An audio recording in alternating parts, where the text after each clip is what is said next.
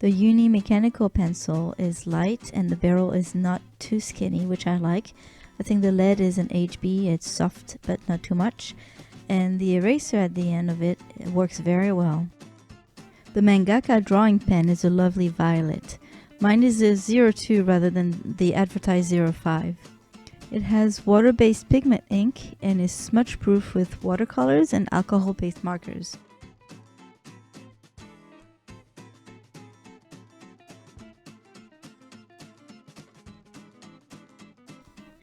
The clean color brush pens came in 3 colors, a flesh color, a Persian blue, and a pink. The brush tips actually have bristles, which is great to create fine or thick lines. And their water-based dye ink is great mixed with water to create lovely watercolor effects. And finally, the Pentel white gel pen. It's not as opaque as most white gel pens, but I think it might be useful to create nice gradations.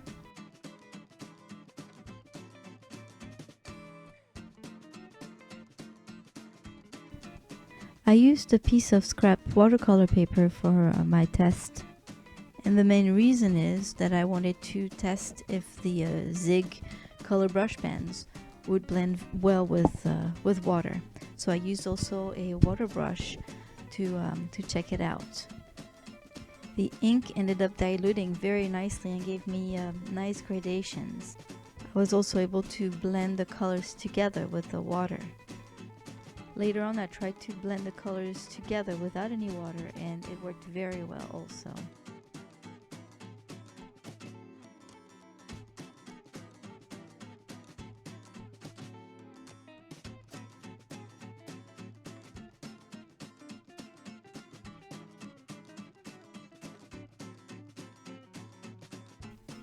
And because the tips have real bristles, if you mix the colors together on the paper, even if the tip ends up with a little bit of pigment from the other marker, it's very easy to clean.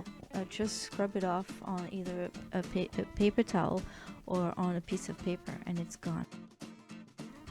Another nice way to blend the colors together is to transfer the pigment from one tip to another. I did find that it works much better if you use a lighter color and add some darker color to it rather than use a darker color and add lighter color to it.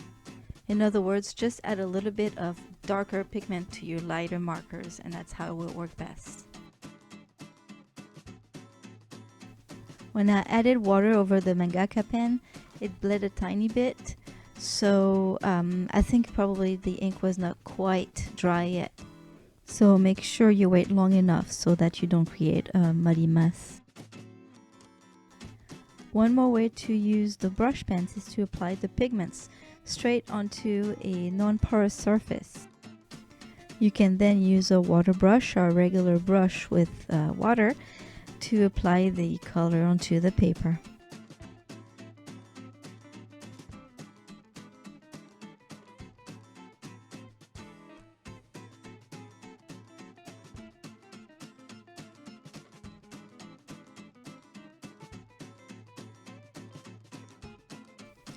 The Uni mechanical pencil worked great for sketching. I really enjoyed it.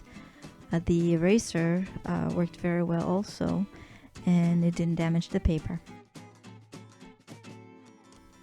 When I was done sketching, I was a little bit concerned about the paper.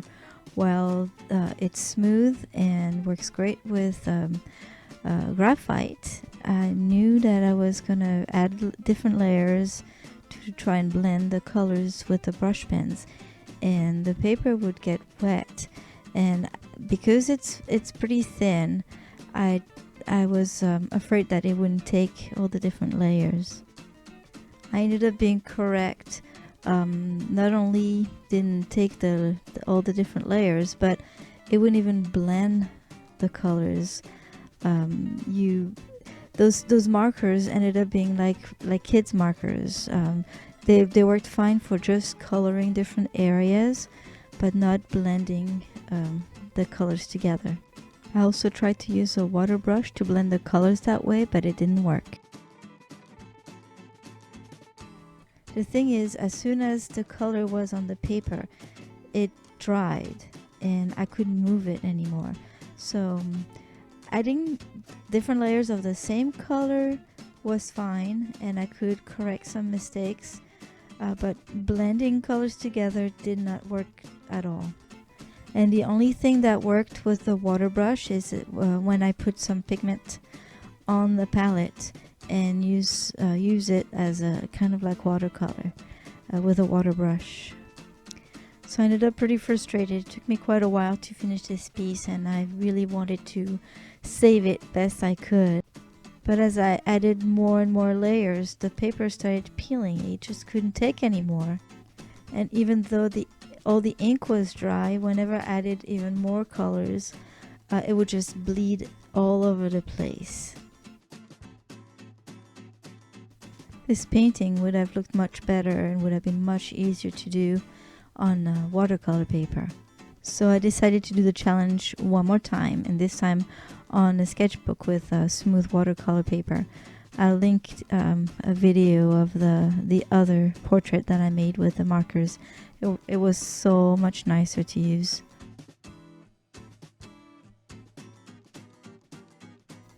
Now the white gel pen is not your typical gel pen.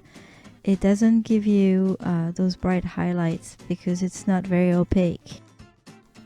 The white ink looks like it's sinking into the color that you're putting it on, and it kind of gives that color a lighter shade.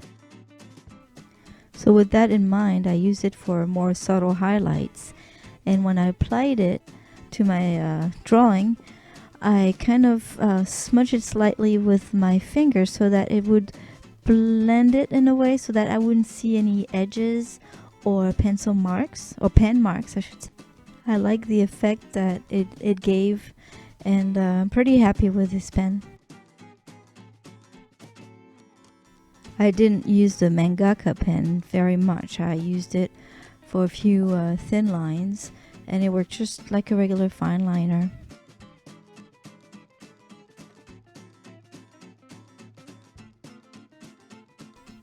All in all, the supplies in this box were awesome.